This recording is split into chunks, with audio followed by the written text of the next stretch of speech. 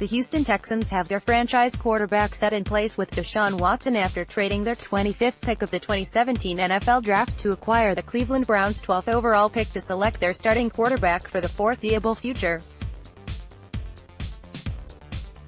Behind Watson at the depth chart, the Texans signed former 2014 fifth-round pick quarterback A.J. McCarron to a one-year deal during this offseason to bolster their depth at quarterback. McCarron's addition to the team can be interpreted that general manager Brian Gaine and head coach Bill O'Brien were ready to move on from free agent Brandon Weeden as their backup signal caller after he spent 3 of the last 4 seasons with the Texans. More from Touro Times. McCarron has had an interesting start to the NFL after winning the BCS National Championship with Alabama twice as a starter.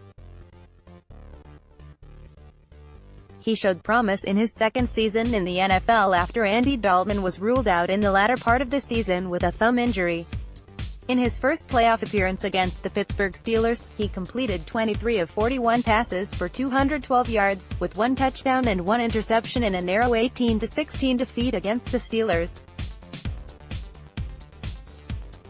The 2015 season was his most successful season to date as he completed 79 of the 119 passes attempted, which is good 66.4%, 854 passing yards to 6 touchdowns and 2 interceptions for a 97.1 quarterback rating.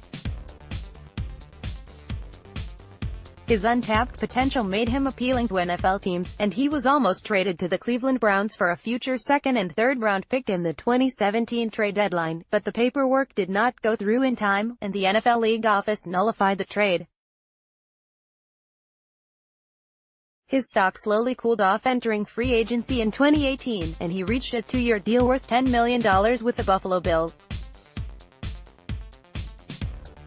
However, he has faced a similar obstacle with finding playing time as the Buffalo Bills drafted Josh Allen and the Oakland Raiders traded for him with Derek Carr as their starting quarterback.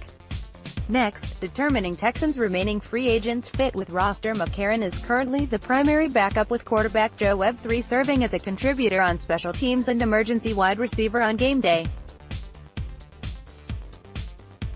Texans could still draft and develop a quarterback for the long term, but they could have signed McCarron to a short-term deal with the intention of sitting out in this year's draft because they weren't sold with this class of quarterbacks.